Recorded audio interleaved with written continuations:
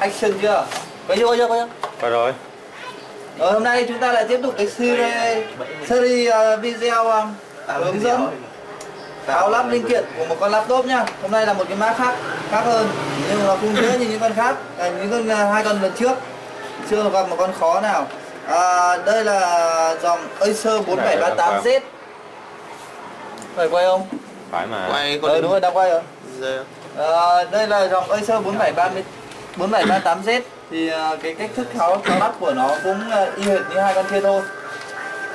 Thì mình giới thiệu luôn bệnh của con này. Khách đang cần rất gấp và khách mà sửa trong vòng một bữa nhạc cho khách để thanh lời. Bệnh của con này là sao? Cắm nguồn vào. Ok. Đây, đối với thợ kỹ thuật đấy. Đối với thợ kỹ thuật thì người ta nhìn người ta sẽ biết ngay nhá. Đối với thợ kỹ thuật người ta nhìn ngay. Trên máy cấp dòng khi cắm vào chưa kích nguồn, dòng ăn 0.1. Mình gọi là 0.1 luôn đi, không cần phải cái cơ số đằng sau mình không nói nữa.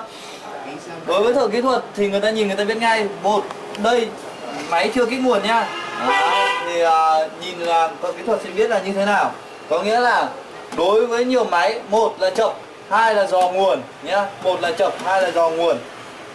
Thì đối với cái này đây chập hay dò nguồn, đối với người dùng ấy, người ta sẽ nhận biết ở đâu, người ta không có máy cấp dòng thì người ta nhận biết bằng cách nào? Tại sao người ta lại mang đến đây để người ta sửa? Người ta thấy lạ, máy mình lạ, tại sao lại phải sinh ra cái vấn đề như thế? Người ta đặt ra câu hỏi và người ta đến đây người ta hỏi và ở đây là bệnh trên bên chứ không phải là bệnh gì cả. Đây nhá, đối với người dùng đây, máy quay thẳng đây này, cắm nguồn vào chưa kích nguồn và cái đèn nguồn ở cái nút kích nguồn này đã sáng này, thấy chưa? Cộng với quạt nhá, có thể là nhìn máy quay tí nữa mình sẽ tháo bên ra, mình sẽ cho các bạn thấy. Quạt sờ vào đây thấy quay vù mát. Tại sao chưa kích nguồn mà lại sinh ra hiện tượng đấy? Cần thì máy vẫn kích nguồn và lên sử dụng. Rồi sau khi kích nguồn nhá, đây là sau khi kích nguồn.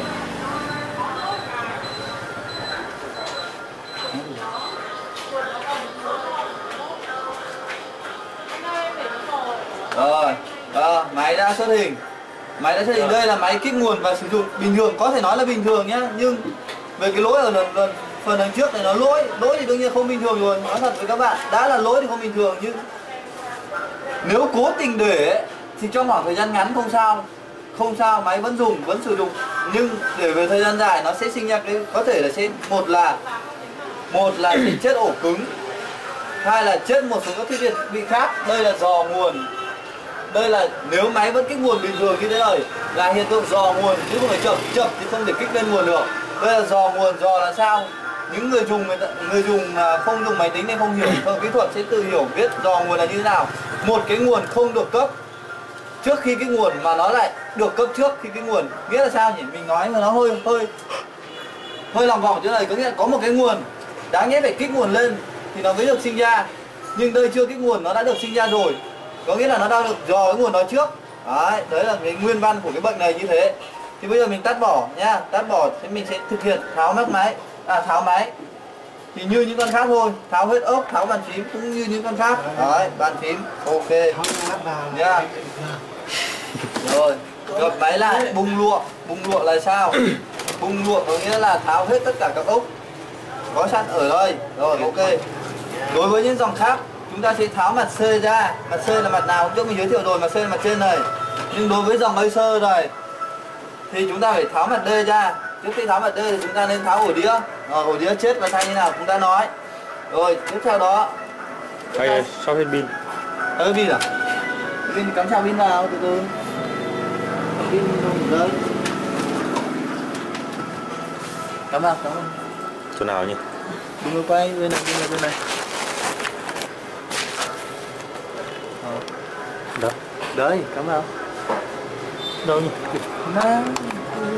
Sử dụng công nghệ nhiều mà. Xin lỗi các bạn là máy báo hết pin nên là mình phải sạc pin cho cái camera, thì đoạn này nó sẽ hơi bị nhập nhằng một chút. Mọi người thông cảm. Rồi chúng ta tiếp tục nhá. Nghĩa là sao nhỉ? Đang đến đó là đối với dòng Acer này thì chúng ta phải tháo mặt D ra. Mặt D là mặt đít này nhá, mình cũng đã giới thiệu rồi. Rồi, cầm vào đây, bậy ra. Mình đã tháo hết ốc rồi nhá, Trước khi quay video mình đã tháo hết ốc rồi, sau đấy mình tiến hành quay video. để bớt cái thời gian tháo ốc đi. Rồi những cái lỗ ốc này mình đã tháo ra. Ok. Rồi để sửa cái bệnh này thì chúng ta làm sao? Đương nhiên là phải tháo main ra, chứ không thể để trên máy mà khò hàn hỏng hết cả máy cả. Rồi ok. Để tháo được main ra phải tháo ốc pin main. Rồi ok. Tút bỏ những cái cáp không cần thiết nha. Ok, nhấc nhẹ nhẹ thôi, chẳng còn cáp nào sẽ bị đứt. Rồi ok nha. Đây biểu hiện cụ thể là sao? Chúng ta nhìn cụ thể luôn nhá. Ban nãy là nhìn thấy đèn nhá, bây giờ chúng ta sẽ nhìn thấy quạt nhá. Cắm nguồn vào pin. Nếu có nhiều người làm kỹ thuật sẽ nghi ngờ, đặt ra câu hỏi và là tự kích thì sao? Pin C1 vẫn còn, máy không tự kích nó phải lên dòng rất cao cơ. Đây thấy chưa các bạn, nhìn thấy chưa? Người dùng nhìn thấy chưa? Quạt quay tít thùng mù, trong khi đó chưa kích nguồn, chưa có động tác kích nguồn, dòng ăn rất thấp. Dòng ăn rất thấp nhá, quay đẹp vào. Rồi. Kích nguồn nó phải như thế này, kích nguồn là phải bấm nút kích nguồn đây, quay vào đây. Kích nguồn là phải bấm vào nút này để kích nguồn. Và đèn nguồn này ở dưới đây phải sáng, thấy không? Dòng ăn phải cao thì mới là kích nguồn, còn ban nãy là chưa kích nguồn. Ok. Giờ chúng ta sẽ tiến hành sửa chữa cái vấn đề đó. Thì cái máy này, cái bệnh này đối với dòng Acer ấy thì nhiều thợ kỹ thuật nhìn thấy phát là biết luôn là phải làm gì. Mình cũng vậy, mình đã làm rất nhiều cái máy và tình trạng như thế này rồi. Thế nên là cái thao tác đầu tiên đương nhiên là phải lấy một cái sơ đồ về. Lấy sơ đồ là sơ đồ của cái máy này về, của cái main này về, chứ không phải lấy một cái sơ đồ bất kỳ của cái main khác mà lại làm được con này thì không được, mà là phải của cái này. Cách download sơ đồ và tải sơ đồ thì hôm trước mình cũng đã nói. Rồi ok. Tiến hành mở lên, đây là sơ đồ của nó. Thực sự với các bạn là như thế này này. Mình không nói nhiều tại sao mà mình biết mình lao luôn đến đấy để mình sửa. Mà đây là kinh nghiệm và đây là học tập được giảng dạy. Nên là khi gặp cái bệnh đấy nên bọn mình sẽ biết phải tìm đến đâu. Được học tập và được giảng dạy. Còn thì mọi người muốn được học tập và giảng dạy thì đương nhiên gọi điện tới cái số 09040208 thì sẽ được tư vấn học tập. Đến đây anh Tùng anh sẽ dạy cụ thể và sẽ được làm được như mình nhá. Giờ cụ thể là sao? Ở đây nó sẽ có một cái mạch mà trên thị trường người ta gọi là mạch thiên áp, liên quan đến nguồn thiên áp bằng liên quan đến nguồn thiên áp nhá. Đây này. Ở đây mình sẽ phân tích cái mạch này cho các bạn xem. Đây là sơ đồ thiết kế, sơ đồ mạch, vi mạch, thiết kế linh kiện của cái main này nhá. Bọn mình học là phải như vậy, là phải đọc sơ đồ và làm trên sơ đồ chứ không phải mò làm được chăng hay chớ nhá. Ok. Đây, có nghĩa là sao? Mình được học, mình biết do nguồn là nguồn gì? Có cái nguồn này này. Đấy. Nó từ nguồn 5V CPU và 3V CPU. 5V CPU và 3V CPU này ở đâu ra? Nguồn 5V CPU và 3V CPU này là ở cuộn dây 3V 5V ra. Đấy, được cấp vào chân 5, 6, 7, 8 của con MOSFET BQ56. Nguồn 5V được cấp vào đấy, còn nguồn 3V được cấp vào chân 5, 6, 7, 8 của con BQ58. Chờ ở đây để làm gì? Chờ ở đây, ai đã học điện tử cơ bản sẽ biết đây là một con MOSFET. Đây là MOSFET và MOSFET gì tự? Đây, đang có tưởng rồi. Đây là con MOSFET ngược. Con MOSFET ngược nó dẫn khi nào? Con MOSFET ngược nó dẫn khi nào? Quay nhìn vào cái camera để quay lên cho mọi người nhìn. Con MOSFET ngược nó dẫn khi chân G ở điện mức cao, điện áp cao và chênh lệch so với điện áp ở chân S thì mặc định ở chân D, đây là chân D nhá. Mình nhìn ở đây 5, 6, 7, 8 nhưng mình thường quen rồi, có nghĩa là MOSFET thì đúng của nó sẽ ký hiệu là DGS và DGS nó ứng với chân 1, 2, 3, 4, 5, 6, 7, 8 ở đây như thế nào thì sẽ học lại điện tử cơ bản sẽ biết. Đấy, thì thôi được, mình sẽ nói theo sơ đồ này, có nghĩa là ở chân 5, 6, 7, 8 nó đã đặt một cái điện áp chờ sẵn ở đây, chân 4 khẳng định trước khi kích nguồn phải chưa có, và sau khi kích nguồn thì chân 4 có sẽ làm dẫn điện áp bão hòa, có ở đây là bao nhiêu volt ở điện áp mức cao. Với cái lệnh này là lệnh gì? Lệnh main D. thì nó sẽ là 3,3V.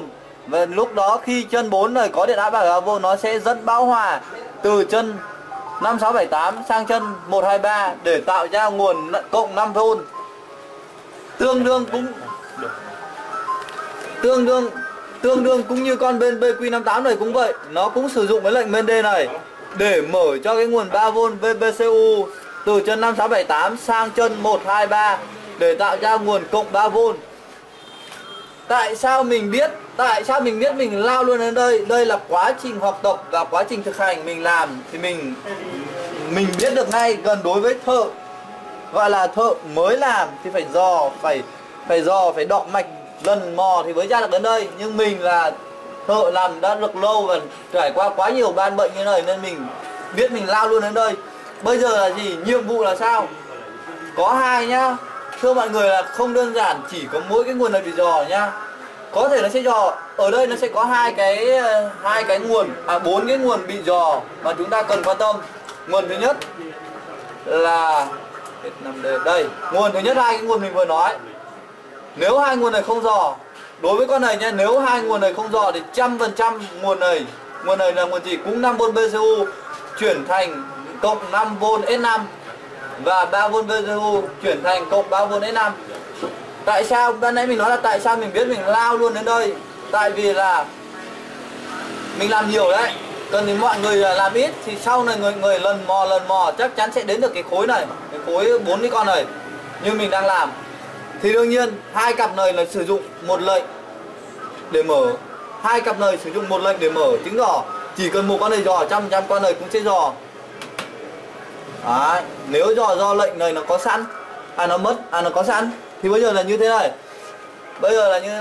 Mình phải kiểm tra xem con PQ56 và PQ58 thực chất trên main nhá. Đấy là mình đang nói về lý thuyết thôi nhá. Còn bây giờ mình phải kiểm tra trên main thực chất nó có bị dò hay không nhá. Đấy. Thì bây giờ mình sẽ cắm nguồn vào. Rồi, mình sẽ cắm nguồn vào. Mình tìm con BQ58 ở đâu và BQ56 ở đâu. Trên main đây, BQ58 ở đây, 56 ở đây và BQ58 ở đây. Cách đọc chân của IC trên main thì mọi người tự tìm hiểu. Ai mà chỉ sử dụng video mà không đến các trung tâm đào tạo để học đấy thì phải tự tìm hiểu nhá. Đây là gì? Có nghĩa là